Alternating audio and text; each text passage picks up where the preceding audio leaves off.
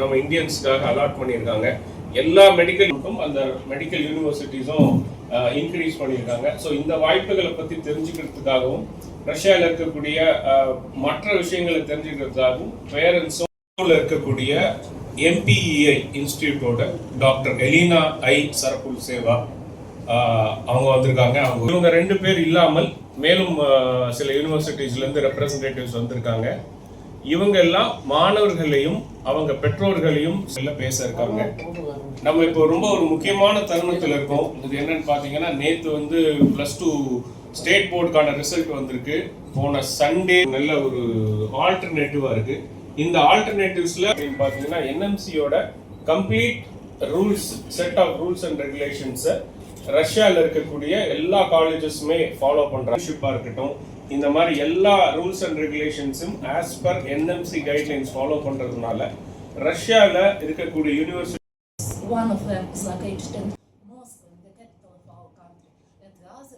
கோவையில் நடைபெறவுள்ள ரஷ்ய கல்வி கண்காட்சி. ரஷ்ய பல்கலைக்கழகங்களில் 10,000த்திற்கும் மேற்பட்ட மருத்துவ இடங்கள் ஒதுக்கீடு. கோவையில் வரும் மே 13 நடைபெறவுள்ள கல்வி கண்காட்சியில் உடனடி அட்மிஷன் வசதிகளும் ஏற்படுத்தப்பட்டுள்ளதாக ரஷ்ய பல்கலைக்கழக அதிகாரிகள் தெரிவித்துள்ளனர். இந்திய தேசிய மருத்துவ ஆணையத்தின் மாறிவரும் விதிமுறைகள் மற்றும் வழிகாட்டுதல்களை ரஷ்ய பல்கலைக்கழகங்கள் கடைபிடித்து வருவதால் வெளிநாடுகளில் மருத்துவ கல்வியை நாடும் இந்திய மாணவர்களுக்கு உலக அளவில் ரஷ்யா முதன்மையான தேர்வாக உள்ளது. ரஷ்யா சென்று மருத்துவம் பயில்வதற்கு தற்போது அதிக மாணவர்கள் ஆர்வம் காட்டி வரும் நிலையில் கோவையில் ரஷ்யா கல்வி கண்காட்சி வரும் மே 13 நடைபெற உள்ளது. இதுகுறித்த செய்தியாளர்கள் சந்திப்பில் மாஸ்கோவில் உள்ள தேசிய ஆராய்ச்சி நியூக்ளியார் பல்கலைக்கழக பேராசிரியர் doctor Elena study abroad educational consultants நிறுவனத்தின் இயக்குநர் சுரேஷ் பாபு ஆகியோர் பேசினர்.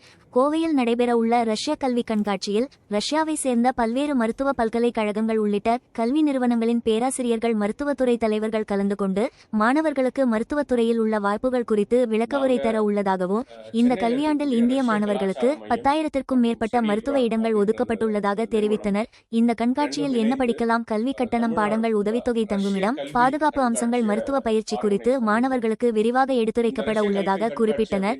ரஷ்யா உக்ரைன் போர்க்காலங்கள் மற்றும் தற்போது ஏற்பட்டுள்ள இந்தியா பாகிஸ்தான் பதற்றம் போன்றவை குறித்து மாணவர்கள் அல்லது பெற்றோர்கள் எந்தவித பயமும் கொள்ள தேவையில்லை எனவும் தெரிவித்தனர். இதைத் தொடர்ந்து 13ஆம் தேதி இதே கல்வி கண்காட்சி கோயம்புத்தூர்ல நடக்க இருக்கிறது. இந்த கல்வி கண்காட்சியை அனௌன்ஸ் பண்றதுக்காக தான் இந்த பிரஸ் மீட் நாங்க ஆர்கனைஸ் பண்ணியிருக்கோம்.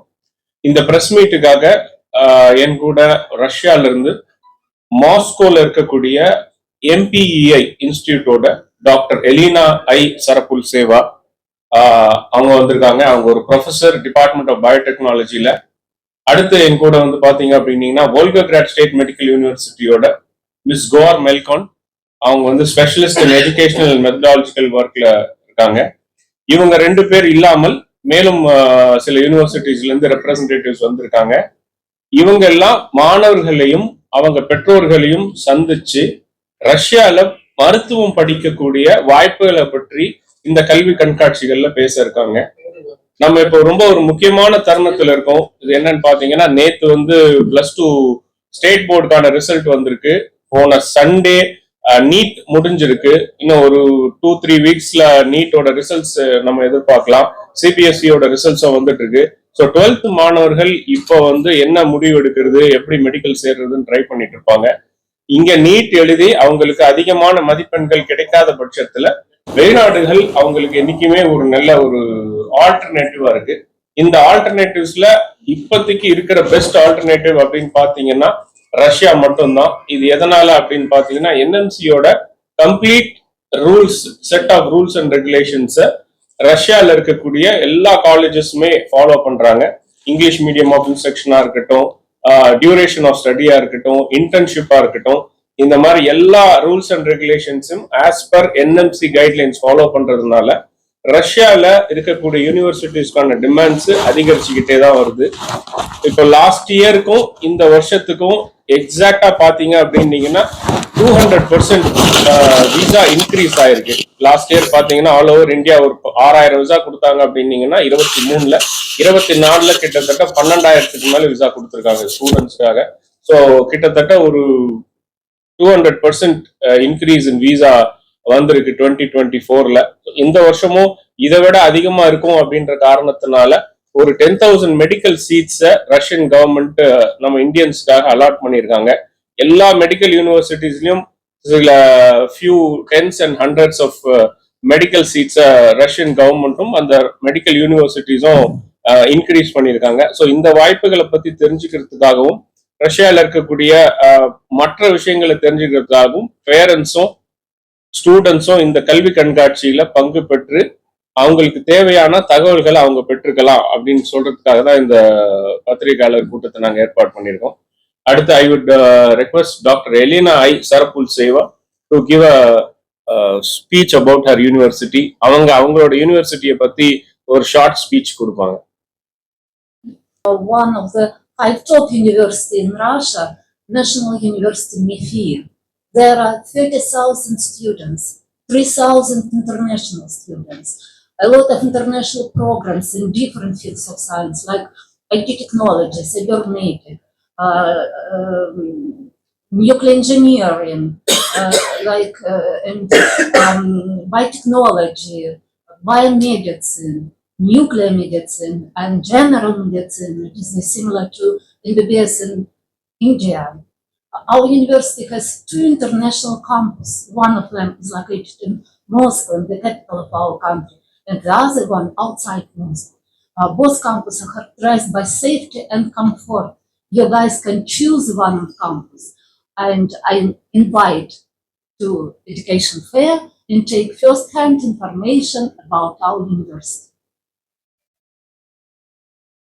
Thank you, ma'am. Now I request Ms. Dor Melkoen to give a brief about her university.